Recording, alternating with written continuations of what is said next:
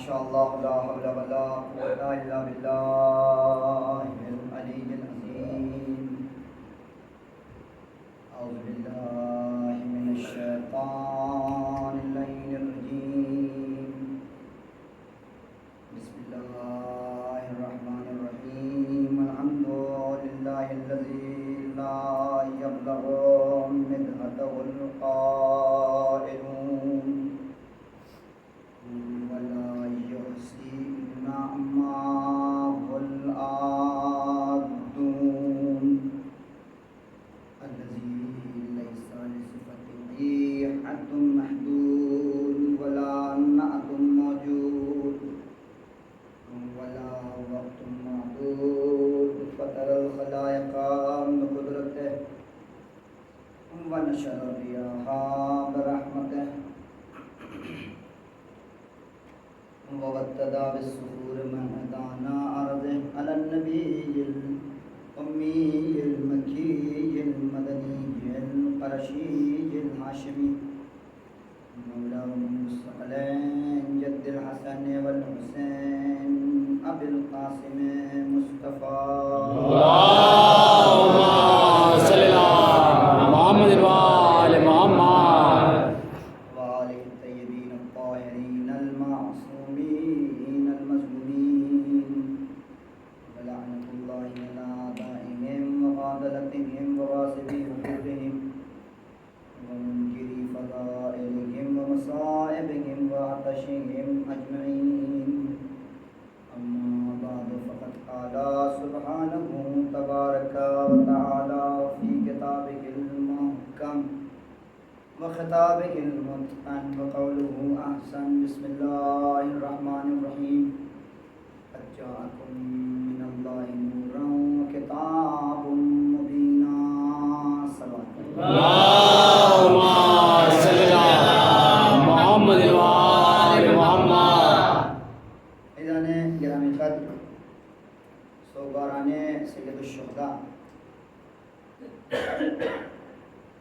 میں نے آپ حضرات کے سامنے قرآن مجید کا ایک بہت ہی مشہور و معروف کی ایک آیت کہ جس کی تلاوت کا شرف حاصل کیا آپ حضرات نے سماعت کا، کہ جس میں پروردگار ارشاد فرما رہا ہے قد جاءکم من اللہ نورا وکتاب مبین. یعنی پہلے ہی مرحلے میں پروردگار ہمیں یہ بتا رہا ہے کہ دیکھو ہم نے تمہاری ہدایت کے لیے، تمہاری فلاح و بہبودی کے لیے، تمہاری نجات کے لیے ایک کا نہیں دو چیزوں کا انتظام کیا ہے، دو چیزیں بھیجی ہیں. قد جاءکم من اللہ نورا وکتاب مبین. عزیزان گرامی، پہلے ہی مرحلے میں یہ بتایا جا رہا ہے کہ دیکھو ایک چیز نہیں بھیجی ہے تمہاری ہدایت کے لیے، دو چیزیں بھیجی گئی ہیں. ان دونوں سے وابستہ ہوگے تو تمہیں نجات مل جائے گی. ان میں سے کسی ایک کو چھوڑا تو نجات ملنے کی نہیں. ایک صلوات پڑھیں محمد. اللهم صل على محمد وآل محمد. تقاضا نور تو سب جانتے ہیں کہ نور کا کیا تقاضا ہے، سب جانتے ہیں. کتاب بھی سب جانتے ہیں کہ کتاب کے کیا معنی ہے اور کتاب کی کیا ڈیفینیشن ہے. عزیزان گرامی، آئیے ذرا سی بات کرتے ہیں اسی کے اوپر. مجھے بھی کتاب سے سابقہ پڑتا ہے، آپ کو بھی کتاب سے سابقہ پڑتا ہے. کوئی ڈاکٹر بنا تو بغیر کتاب پڑھے نہیں بنا، توجہ رکھیے گا میرے لیے.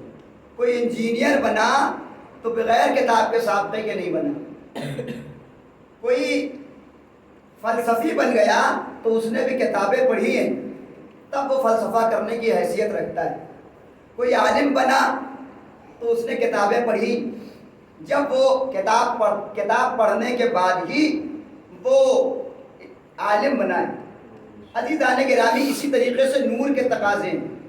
ہر دور کا انسان نور چاہتا ہے، ہر دور کے لوگوں کے لیے نور ضروری ہے، چاہے وہ پہلے کا زمانے کا نور ہو یا آج کے زمانے کا نور ہو، یا ہر دور کے زمانے کا نور، شمس و قمر نور خدا، کہ جس سے ہر دور کا انسان فائدہ اٹھاتا رہا ہے، فائدہ اٹھا رہا ہے اور فائدہ اٹھاتا رہے گا۔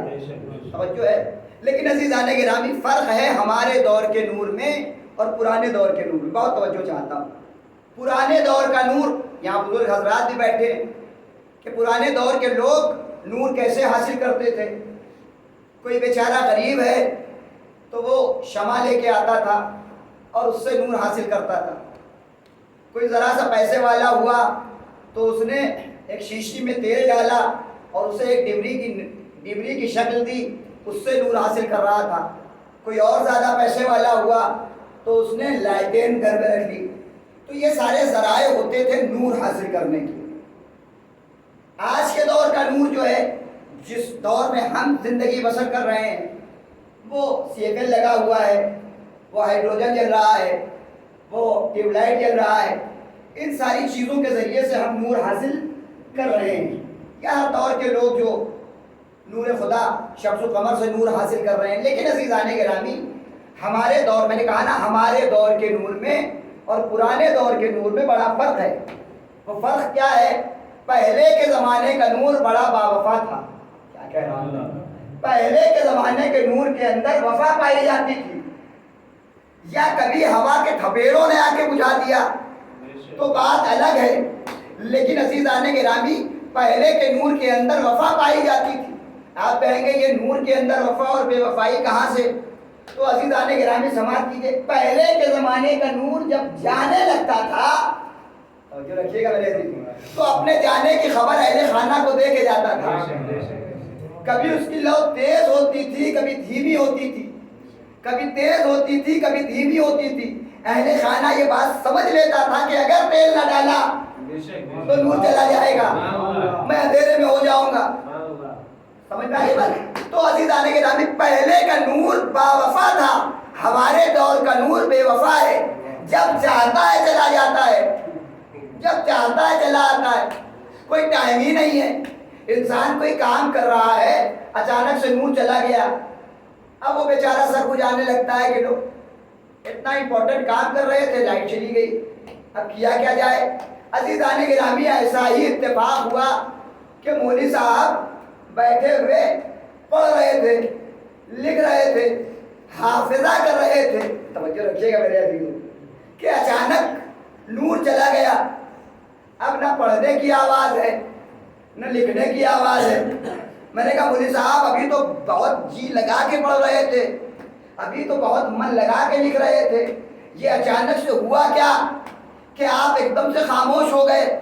نہ پڑھ رہے ہیں نہ لکھ رہے ہیں۔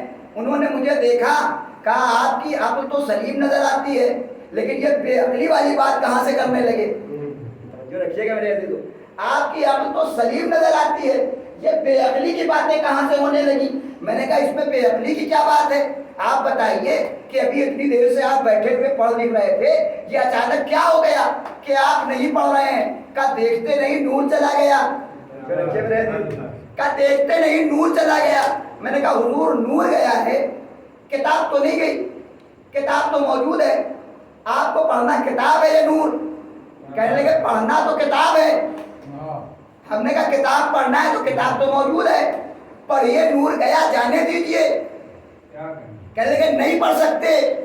ہم نے کہا کیوں نہیں پڑھ سکتے؟ کتاب بڑی اچھی پریس سے چھپی ہوئی ہے، ایک ایک لفظ اس کا جلی ہے، بہت بڑے بڑے حروف میں لکھا ہوا ہے، پڑھیے۔ کہنے لگے نہیں پڑھ سکتے۔ ہم نے کہا کیوں نہیں پڑھ سکتے؟ کہا بغیر نور کے کتاب بے فائدہ ہے۔ ہم نے کہا یہ بھی تو 14 برس سے سمجھاتے چلے آ رہے ہیں، حسبنا کتاب اللہ کا دعویٰ کام نہ آئے گا۔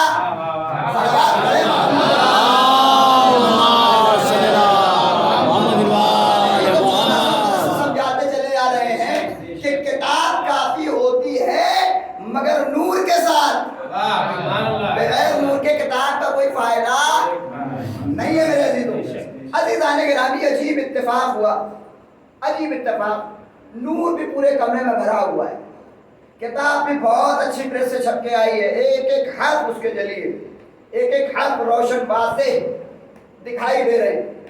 لیکن عزیزان گرامی، اتفاق تو یہ ہے کہ آنکھوں میں نور نہیں، آنکھوں میں نور نہیں ہے۔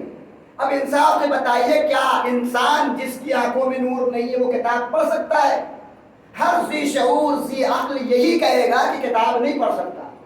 ہم نے کہا کیوں نہیں پڑھ سکتا؟ کہا کہ بھائی نور بھی بنا ہوا ہے، کتاب بھی اچھی پریس سے چھپ کے آئی ہے، کیوں نہیں پڑھ سکتا؟ کہا آنکھوں میں نور نہیں ہے۔ معلوم ہوا کہ کتاب سے فائدہ حاصل کرنے کے لیے دو طریقے کے نور کی ضرورت پڑتی ہے، ایک ہے نور داخلی، ایک ہے نور خارجی۔ نور داخلی ہے آنکھوں کا نور، نور خارجی ہے دنیاوی نور۔ یہ دونوں نور جب تک نہ ہو انسان فائدہ نہیں حاصل کر سکتا۔ ایک سلوات پڑھیں محمد صلی اللہ محمد وآل محمد۔ دیکھیے آواز بیٹھی ہوئی ہے اس لیے محنت زیادہ لگ رہی ہے۔ ایک سلوات اور پڑھیے صلی اللہ محمد وآل محمد۔ تو دو طریقے کے نور کی ضرورت، ایک نور خارجی ہے، ایک نور داخلی ہے۔ تو عزیزان گرامی، جس طریقے سے دنیاوی کتاب سے فائدہ حاصل کرنے کے لیے دو طریقے کے نور کی ضرورت پڑتی ہے، ایسے ہی کتاب مبین یعنی کتاب خدا سے فائدہ حاصل کرنے کے لیے دو طریقے کے نور کی ضرورت پڑے گی، ایک ہے نور داخلی اور ایک ہے نور خارجی۔ نور داخلی ہے آنکھوں کا نور، نور خارجی ہے امام مبین۔ توجہ رکھیے گا میرے، نور خارجی ہے آنکھوں کا نور اور نور خارجی ہے امام مبین۔ عزیزان گرامی، مولوی صاحب صلوات پڑھی محمد علی محمد وآل محمد۔ جب تک یہ دونوں نور نہ ہو تب تک انسان کو کتاب کا فائدہ، کتاب خدا کا فائدہ نہیں ہو سکتا ہے، قطعاً نہیں ہو سکتا۔ لہذا امام مبین کا ہونا بھی ضروری ہے، نور مبین کا بھی ہونا ضروری ہے۔ جب تک نور مبین اور امام مبین نہ ہو کتاب سے انسان فائدہ حاصل نہیں کر سکتا۔ تو جیسی شان قرآن کی ہے ویسی ہی شان اہل بیت علیہ السلام کی ہے۔ جب قرآن کے بارے میں بتایا گیا کہ وَكُلَّ شَيْءٍ، جب قرآن کے بارے میں بتایا گیا کہ لا رطب ولا یابس الا فی کتاب مبین، کہ جو کچھ بھی خشک و تر ہے، جتنے بھی خشک و تر ہیں وہ قرآن مبین میں رکھ دیے گئے ہیں تمہاری ہدایت کے لیے، تمہارے جاننے کے لیے، قرآن مبین میں پایا جاتا ہے۔ ایسی ہی شان اہل بیت علیہ السلام کی بھی ہونی چاہیے۔ حدیث ہوتی تو شاید مسلمان منکر ہو جاتا، لیکن قرآن نے خود آگے بڑھ کے آواز دی، سورہ یاسین کی ایک آیت آگے بڑھی، آواز دی وَكُلَّ شَيْءٍ أَحْصَيْنَاهُ فِي إِمَامٍ مُبِينٍ، کہ ہر پاک اور نیک چیز امام مبین میں رکھ دی گئی ہے۔ عزیزان گرامی، یہ ہے امام مبین کا پاور، لیکن مولوی صاحب کو سمجھ ہی میں نہیں آتا۔ اتفاق یہ ہوا کہ ضمیر احمد کو چوٹ لگی، ٹھوکر لگ گئی، ان کا یا علی مدد، بچ گئے، مولا کائنات نے بچا دیا۔ عقیدہ ہے ہمارا کہ ہم یا علی مدد کہتے ہیں اور ہماری مشکل کشا ہو جاتی ہے، ہماری مشکلوں کی گتھیاں کھل جاتی ہیں اور ہم بچ جاتے ہیں۔ لیکن عزیزان گرامی، اسی وقت، اسی ٹائم میں، اسی سیکنڈ کے اندر سانڈی میں کسی صاحب کو کوئی مصیبت پیش آئی، انہوں نے بھی کہا یا علی مدد، وہ بھی ان کی بھی مشکل آسان ہو گئی۔ اسی وقت میں لکھنؤ میں کسی کو آئی، اس کی بھی مشکل ختم ہو گئی۔ اسی وقت میں امریکہ میں کسی کو پریشانی آئی، اسی وقت میں بنارس میں کسی کو پریشانی آئی، اسی وقت میں ایران کو کسی کو پریشانی آئی۔ سینکڑوں، ہزاروں، لاکھوں، کروڑوں، اربوں لوگ ایک ہی وقت میں مولا کائنات کو پکار رہے ہیں اور سب کی مشکل ختم ہو رہی ہے، سب کی مشکل ختم ہو رہی ہے۔ تو کہنے لگے کہ یہ بتائیے کہ آپ کا علی ایک ہے یا ہزار، آپ کا علی ایک ہے یا کروڑ؟ یہ کیا بات ہے کہ ایک ہی وقت میں سارے لوگ کہہ رہے ہیں اور وہ مشکل کشا ہو جا رہی ہے، مشکل سے بچ جا رہے ہیں، ان کی مشکل ختم ہو جا رہی ہے۔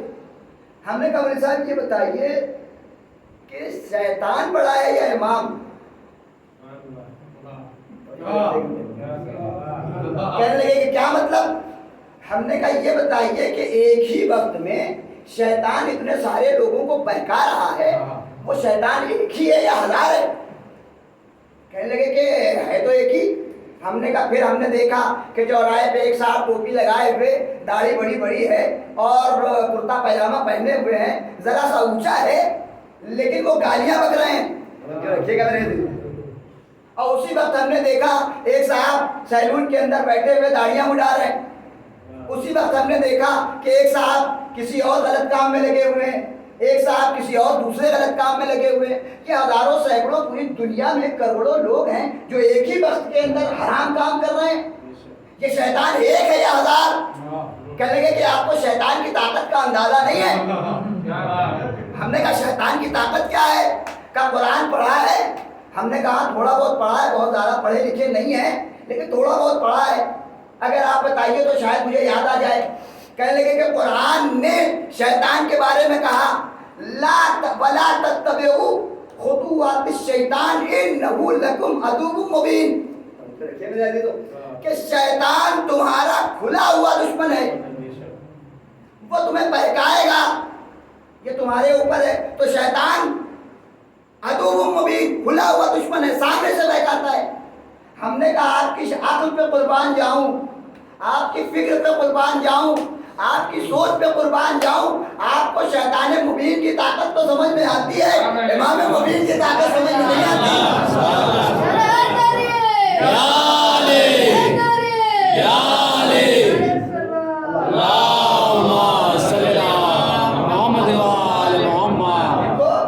شیطان مبین کی طاقت سمجھ میں آتی ہے, امام مبین کی طاقت نہیں سمجھ میں آتی. امام مبین یعنی وَكُلَّ شَيْءٍ أَحْصَيْنَاهُ فِي امام مبین, کہ ہر اچھی نیک پاکیزہ شے کو امام مبین میں داخل کر دیا گیا ہے. امام مبین میں داخل کر دیا. جیسی شان قرآن کی ہے. قرآن کے بارے میں فرمایا گیا کہ ایک سلوات پڑھی محمد محمد. کس طریقے سے قرآن نے اپنے بارے میں فرمایا لا یمسہ الا المطہرون, کہ کوئی نجس قرآن کو ٹچ نہیں کر سکتا, چھو نہیں سکتا. کوئی نجس قرآن کو چھو نہیں سکتا. اسی طریقے سے امام مبین کے لیے رسول نے سند دی کہ یا علی حب کا ایمان و بغض کا کفر النفاق. اے علی, جس دل میں کفر و نفاق ہوگا اس دل میں آپ کی محبت نہیں ہوگی, اور جس دل میں آپ کی محبت ہوگی اس دل میں کفر و نفاق نہیں ہوگا. جو رکھے میرے دلوں, تو جو شان قرآن کی ہے وہی شان اہل بیت علیہ السلام کی ہے, کہ نہ قرآن کو کوئی نجس چھو سکتا ہے, نہ امام مبین کی محبت کسی نجس دل میں آ سکتی ہے. اسی لیے مولائے کائنات کی شان میں نبی کریم نے نہ جانے کتنی حدیثیں آپ کے سامنے پیش کی ہیں. کبھی فرمایا کہ یا اللہ علی کو ادھر ادھر موڑنا, جدھر جدھر حق مڑے. نہیں, میں نے غلط پڑھ دیا. حق کو ادھر ادھر موڑنا, جدھر جدھر علی مڑے. توجہ رکھیے, کمال تو یہ ہے کہ حق ادھر ادھر مڑے کہ جدھر علی مڑ رہا ہے. اور اسی لیے اپنی امت سے فرمایا تھا کہ یاد رکھنا, اگر سلمان اور قمر جیسے صحابیوں سے, چونکہ رسول بھی جانتے تھے کہ یہی وہ صحابی ہیں کہ جو میری بات کو سمجھتے ہیں, ورنہ یہ سب تو مال غنیمت کے چکر میں میرے پیچھے لگے ہوئے ہیں. اے قمر یاد رکھنا, اگر علی ایک راستے پہ اکیلے جا رہے ہوں اور پورا مجمع دوسرے راستے پہ جا رہا ہو تو تم علی کے پیچھے جانا, اس لیے کہ علی جدھر جا رہے ہیں حق ادھر ہی ہے, حق ادھر ہی جا رہا ہے. ورنہ جنگ صفین آپ کے سامنے, جنگ صفین آپ دیکھیے رسول اللہ کے بعد یہ جنگ صفین, میں نام نہیں لینا چاہتا ممبر سے کسی کا بھی, لیکن آپ کے ذہن میں نام ہے. رسول اللہ کی جوتیاں اٹھا کر کے دعویٰ کیا, اور پھر اس کے بعد اونٹ پہ بیٹھ کر کے جنگ کرنے آئی. جنگ جمل آپ کے سامنے جنگ کرنے آئی, اور مولائے کائنات ہے ایک طرف, جنگ ہو رہی ہے. تو مولائے کائنات نے اونٹ کے پیر کاٹے، نہیں بلکہ امام حسن نے کاٹے، امام حسن نے اونٹ کے پیر کاٹ دیے۔ کیوں کاٹے امام حسن نے پیر؟ اب آپ سوچیں گے کہ امام حسن نے ظلم کر دیا، نہیں، وہ اونٹ فتنے کی جڑ تھا، لہذا فتنے کو ختم کیا تھا جنگ صفین میں، جنگ جمل میں۔ اور جنگ صفین بھی آپ کے سامنے کہ جنگ صفین میں کیا ہوا کہ مولا کائنات سمجھا رہے ہیں ایک ایک صحابی کو، ایک ایک اپنے جانثار کو کہ دیکھو ان کے ہیلے میں نہ جانا، یہ امر عاص بہت بڑا ہیلے باز ہے، اور یہ ایسا بدبخت انسان تھا، ایسا بدبخت انسان کہ مولا کائنات کبھی کسی دشمن کے پیچھے دوڑے نہیں تھے مارنے کے لیے۔ یہ ایسا بدبخت انسان تھا کہ جس کے پیچھے مولا کائنات جس کو دوڑا کے مارنے کے لیے گئے، لیکن اس نے اپنے دماغ کا استعمال کیا، یا شرم ہی نہ تھی، اس نے ایسی حرکت کی کہ مولا کائنات نے فوراً اپنا گھوڑا واپس کر دیا، اپنے کپڑے اتار دیے اور بھاگتا رہا۔ مولا کائنات نے اپنا گھوڑے کو فوراً موڑ لیا، اور پھر جب جیسے ہی خیمے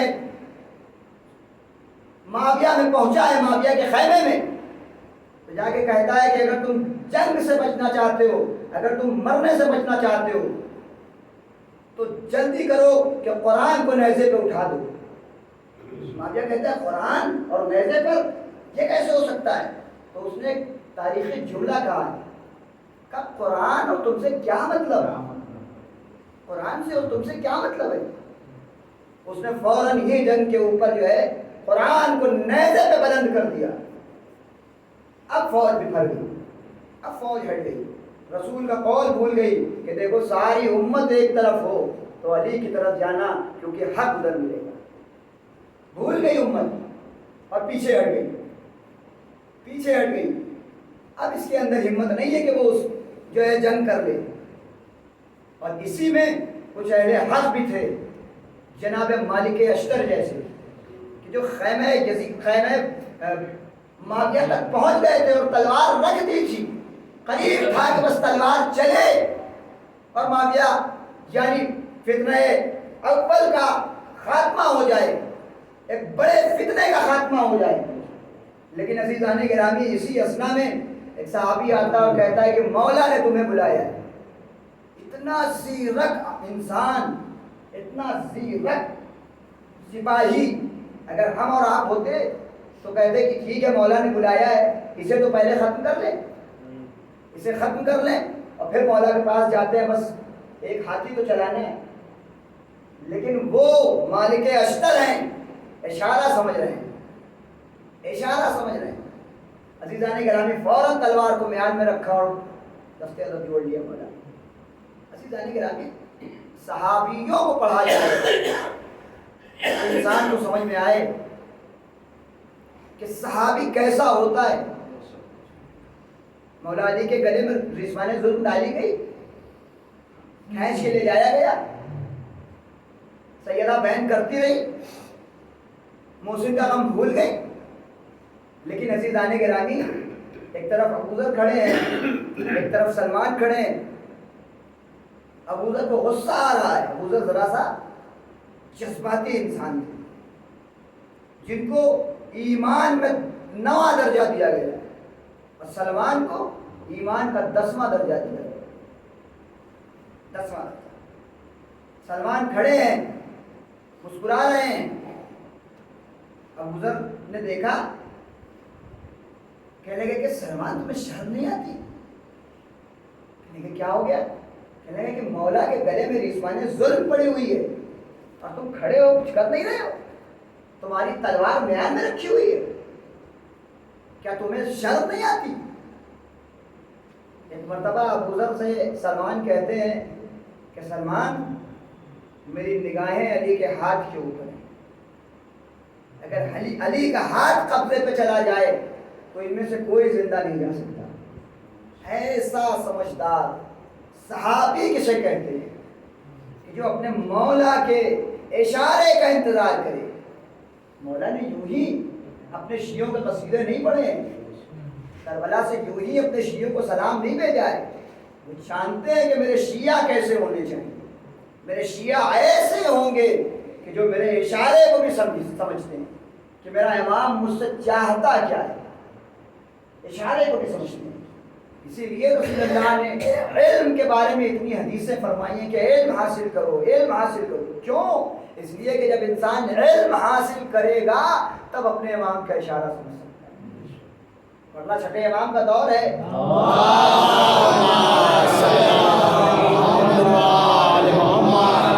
چھٹے امام کا دور ہے۔ ایک شخص ہے اور آ کے کہتا ہے ہمیں یہ سارے واقعے جو ہم تک آئے ہیں وہ سن کے ہوا میں اڑا دینے کے لیے نہیں آئے، سن کے تبرک لے کے گھر جانے کے لیے نہیں آئے۔ یہ سارے واقعات جو ہم تک نقل کر کے بھیجے گئے ہیں اس میں ہمارے لیے درس ہے، درس کہ ہم سوچیں کہ ہم ایمان کے کس درجے پر ہیں، ہم کس درجے کے شیعہ ہیں۔ آنے والا آتا ہے کہتا ہے مولا میں آپ کا شیعہ ہوں، آپ کا شیعہ ہوں، میں آپ کے اوپر جان نثار کر سکتا ہوں، آپ حکم کیجئے، ابھی جنگ کے لیے آپ قیام کیجئے۔ مولا نے کہا کہ یہ بتاؤ کہ کتنے لوگ ہیں کہ جو جنگ کے لیے تیار ہیں؟ مولا آپ حکم تو کیجئے، سارا کوفہ آپ کا ہے، سارا مدینہ آپ کا ہے، دنیا کا 1/3 انسان آپ کے لیے کھڑے ہیں جنگ کے لیے، آپ حکم تو کیجئے۔ عزیزان گرامی، امام فرماتے اتنے میں انہوں نے دیکھا کہ ہارون مکی ہیں جو گھوڑے کا سوار چلے آ رہے ہیں، اور دور ہی سے انہوں نے امام کو سلام کیا، امام نے جواب سلام دیا، اور جیسے ہی وہ قریب آئے امام نے کہا کہ ہارون سامان سفر رکھو اور تندور میں کود جاؤ۔ کتنی دور کا سفر، تھکا ہوا آدمی ہے، پانی پینا چاہیے، ایمانداری ہونا چاہیے، امام کہہ رہے کود جاؤ۔ ایسا صحابی ایک مرتبہ نہیں پوچھا مولا کیا بات ہے، کچھ تو بتائیے، آپ کا حکم ہے سراغوں پر ہے، کوئی جواب و سوال نہیں۔ امام نے کہا کود جاؤ، وہ فوراً کود گیا۔ امام نے طبق ڈھانک دیے، جلتا ہوا تندور ہے، گرم ہے، امام نے طبق ڈھانک دیے۔ اب امام اس سے باتوں میں لگ گئے، یہ باتیں تو امام سے کر رہا ہے، فکر اسی تندور کی طرف ہے۔ اب تو جل گئے ہوں گے، اب تو ان کا کام ختم ہو گیا ہوگا۔ آخر میں سوچتے سوچتے امام نے ایک طرف اس کی جانب دیکھا، کہا کیا سوچ رہے ہو؟ کہا مولا اب برداشت نہیں ہوتا، آپ دیکھیے اس کا حال کیا ہو گیا ہوگا، آپ نے اسے جلتے ہوئے تندور میں کودنے کے لیے کہہ دیا۔ کہا کہ چلو دیکھتے ہیں۔ اب جو تندور کھول کے دیکھا تو آگ گلزار تھی، ہارون مکی تسبیح الہی میں مشغول تھے۔ اب اس کی آنکھیں خیرہ کہ یہ ہوا کیا، یہ آیا اور امام کے سوال و جواب بھی نہ کیا، امام نے بس اس کا سلام کا جواب دیا اور امام کے حکم پہ یہ کود گیا اور پھر یہ بچ بھی گیا۔ امام نے کہا کہ ہارون جیسے کتنے ہیں یہ بتاؤ، ہارون جیسے صحابی کتنے ہیں؟ اگر ہارون جیسے ایک صحابی میرے پاس 5 عدد بھی ہوں یا 10 عدد بھی ہوں تو میں قیام کرنے کے لیے تیار ہوں۔ امام جانتے ہیں کہ میرے شیعہ کیسے ہیں۔ یہ جو واقعات ہمارے لیے آئے ہیں یہ درس ہے، درس ہمارے لیے غور و فکر کا مقام ہے کہ کیا ہم ہارون مکی جیسے ہیں کہ اگر امام ہم سے کوئی حکم دے تو ہم اسے مان لیں، اور اگر اس بات کو آپ ناپنا چاہتے ہیں، آپ اپنے اندر دیکھنا چاہتے ہیں تو مراجع کرام کی تقلید میں آ جائیے۔ ہر آدمی کہے گا کہ ہم تو تقلید کرتے ہیں، تقلید بننا میں تقلید نہیں ہونا چاہیے کہ ہم تقلید میں ہیں اور مسئلہ پوچھا جائے تو ایک مسئلہ بھی نہیں پتا ہے۔ آغا سستانی کی تقلید میں ہیں، آغا خامنائی کی تقلید میں ہیں، یا دیگر علماء کی دیگر مراجع کی تقلید میں ہیں، تو معلوم ہونا چاہیے کہ ان کا حکم اس سلسلے میں یا اس سلسلے میں جو بھی عمل ہے اس میں کیا ہے۔ کم سے کم روز مرہ پیش آنے والے مسائل ہمیں پتہ ہونے چاہیے کہ نماز کیسے پڑھی جائے گی، غسل کیسے دیا جائے گا، لوگوں کے ساتھ اٹھا بیٹھا کیسے جائے گا؟ یہ سارے مسائل ہیں اور یہ ہمیں پتہ ہونے چاہیے۔ اگر نہیں پتہ ہے تو ہم اپنا محاسبہ کریں، ہم جانچیں اپنے آپ کو کہ ہم کتنے پانی میں ہیں۔ کیا اگر امام ہمیں حکم دے دے گا تو ہم امام کے لیے تلوار نکال کے آگے آئیں گے، یا کہیں گے مولا ہمیں معاف کیجیے، وہ ہمیں بچے کو اسکول پہنچانا ہے یا بیوی کی طبیعت خراب ہے؟ ایسے کوئی ہیلے تو ہم نہیں تلاش کریں گے۔ اگر ایسا نہیں ہے تو یقین جانیے کہ آپ سے بڑا جنتی کوئی نہیں۔ ورنہ امام حسین کربلا کے میدان میں دکھا رہے ہیں اور فخر کر رہے ہیں کہ جیسے صحابی مجھے مل گئے، نہ میرے نانا رسول خدا کو ملے، نہ میرے بابا علی مرتضیٰ کو ملے، نہ میرے بھائی حسن مجتبیٰ کو ملے، کسی کو نہیں ملے۔ اور ثبوت دے کے دکھایا، شب عاشور چراغ گل کر کے بتایا کہ دیکھو میرے انصار کوئی بہانہ استعمال نہیں کرتے۔ میں امام حسین خود بہانے دے رہے تھے، بچوں کے ہاتھ پکڑ لو چلے جاؤ، کوئی دیکھے گا مذاق اڑائے گا، لوگ شمام ملکیے دے رہے ہیں، اندھیرے میں چلے جاؤ، چلے جاؤ، تمہاری جنت کی ضمانت ہے، یہ حسین لے رہا ہے۔ امام حسین نے یہاں تک چانس دیا لیکن کوئی اٹھنے کے لیے تیار نہیں۔ ایک مثال اور آپ کے سامنے پیش کرتا ہوں۔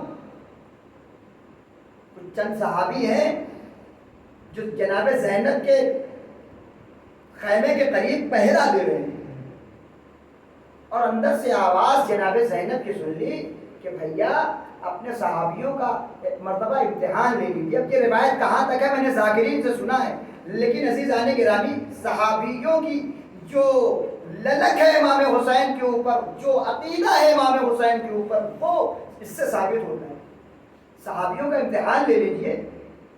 صحابی نے سنا اور سارے صحابیوں کو بلایا، کہا شہزادی کو ہمارے اوپر بھروسہ نہیں ہے۔ آ گئے در زینب پر، آواز دی بی بی حکم کیجئے، ہم اپنے سر اپنے ہاتھوں سے کاٹ کے آپ کے قدموں میں ڈال دیں۔ اپنے ہاتھوں سے، ایسے صحابی۔ مقتل لکھتا ہے کہ جب ایک صحابی گھوڑے سے زمین پہ آتا تھا تو دوسرے صحابی کو بلا کے کہتا تھا، جب دوسرا صحابی پہنچتا تھا تو وہ وصیتیں کرتا تھا، دیکھو جب تک جان میں جان رہے نا حسین کی طرف ایک تیر نہیں آنا چاہیے، حسین کے خیمے کی طرف ایک تیر بھی نہیں آنا چاہیے۔ ایسے صحابی، ہم ایسے صحابی ہیں کیا؟ ہمیں سوچنا چاہیے کہ کیا ہم ایسے صحابی ہیں؟ پڑھ لینا اور سن لینا بہت آسان ہے۔ میں یہ صرف آپ کو سنانے کے لیے نہیں بلکہ یہ میرے درس کے لیے بھی یہ واقعہ ہے کہ میں بھی اس سے درس لوں کہ کیا میں اس مقام پہ ہوں کہ اگر امام کے اوپر بات آئے تو میں اپنی جان نچھاور کر سکتا ہوں؟ اگر نہیں کر سکتا ہوں تو یہ بس منبر تک دعویٰ ہے، اس کے بعد تو پھر بے سود اور بے معنی ہے۔ یہ فرش عزا تک بس دعویٰ ہے، ہاتھ اٹھا کے ماتم کرنے تک بس دعویٰ ہے۔ ورنہ اگر یہ ساری چیزیں ہمارے اندر پائی جاتی ہیں تو یقین جانیے کہ ہم بھی زہیر کی فہرست میں کھڑے نظر آئیں۔ اگر یہ عزیزان گرامی نماز ظہر کا وقت آیا، امام حسین کے صحابی آ گئے، مولا نماز کا وقت آ گیا ہے۔ تاریخ نے لکھا کہ زہیر ابن قین ہیں کہ جو جنگ کر رہے ہیں اور جنگ کرتے کرتے ایک مرتبہ نماز کا وقت آیا تو انہوں نے آواز دی کہ اے پسر ساتھ اب نماز کا وقت ہو گیا ہے، میں نماز پڑھنے جا رہا ہوں، نماز کے بعد پھر حاضر ہوں گا۔ جنگ رک گئی، جناب زہیر آئے، مولا نماز کا وقت ہو گیا ہے۔ ایسے صحابی کہ ایسی جنگ میں نماز نہیں بھولے، مولا کو بتا رہے ہیں، مولا نے انہیں بشارت دی ہے، انہیں خوشخبری دی ہے کہ اللہ تم لوگوں کو مصلین میں شمار کر رہا ہے، کہ ایسی جنگ میں تمہیں نماز نہیں بھولی۔ مولا نے نماز پڑھنی شروع کی۔ دو صحابی ہیں جو آگے کھڑے ہیں، ایک جناب زہیر ہیں، ایک جناب سعید۔ شاعر کہتا عجیب شان عبادت ہے زہیر و سعید، نماز ہو گئی سجدے میں سر رکھا بھی نہیں۔ ایسے صحابی، نماز ہو رہی ہے، تیر پہ تیر چل رہے ہیں، اے زہیر کہیں ایسا نہ ہو کہ ایک تیر امام حسین کو لگ جائے۔ اے سعید اپنے طرف تم توجہ سے رہنا، ایسا نہ ہو کہ امام حسین تک ایک تیر چلا جائے۔ اور تاریخ میں لکھا کہ جیسے ہی امام حسین نے کہا السلام علیکم ورحمۃ اللہ وبرکاتہ، ادھر شہید گرے ادھر طاہر گرے، امام حسین نے دونوں کے اوپر گریہ کیا ہے۔ سارے انصار شہید ہو گئے، سارے عقبہ شہید ہو گئے۔ امام حسین جنگ کے میدان میں جنگ کرتے جاتے ہیں، لیکن عزیزان گرامی 3 شب و روز کا بھوکا پیاسا کب تک جنگ کرتا؟ جنگ ہو رہی ہے، ایک مرتبہ کسی شقی نے وار کیا، امام گھوڑے پہ سنبھل نہ سکے۔ میر انیس کہتے ہیں کہ امام حسین زخموں سے اس قدر چور تھے کہ میر انیس کہتے ہیں 1900 زخم تنے چار چار پر، ارے زینب نکال، حسین تڑپتا ہے خاک پر۔ اللہ اکبر، خدا آپ کو کسی غم میں نہ رلائے سوائے غم آل محمد کے۔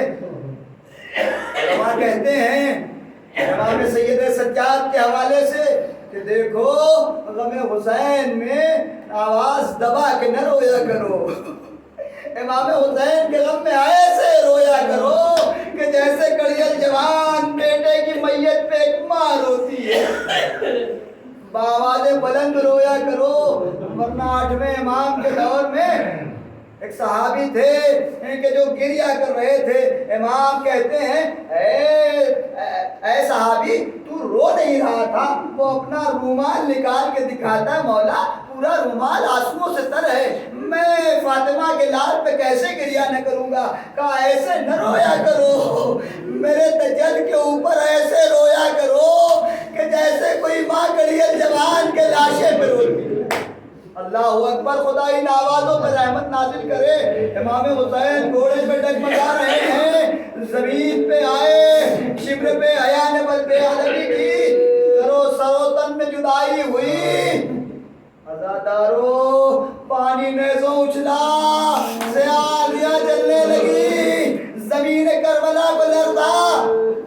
ایسے میں ایک فرس ہے، فرس باوفا، اسب باوفا، اپنی پیشانی پہ ایک مرتبہ امام حسین کا خون مل کے خیمے کی جانب آیا، خیمے کی جانب آیا، سکینہ در خیمہ پہ آئی، آواز دی اے میرے بابا کے گھوڑے، یہ خبر تو نے دے دی کہ میرا بابا شہید ہو گیا، ارے مجھے بس اتنا بتا دے کہ وقت جمعہ میرے بابا کو پانی ملا تھا یا نہیں ملا تھا، میرے بابا کو پانی ملا تھا یا نہیں ملا تھا۔ لو عزادارو زینب در خیمہ میں دیکھ رہی تھی، آواز دی اے میرے نانا، میرے بھیا کے سروتن میں جدائی ہو گئی، میں بن بھائی کی ہو گئی، وسيعلم الذين ظلموا أي منقلب ينقلبون، إنا لله وإنا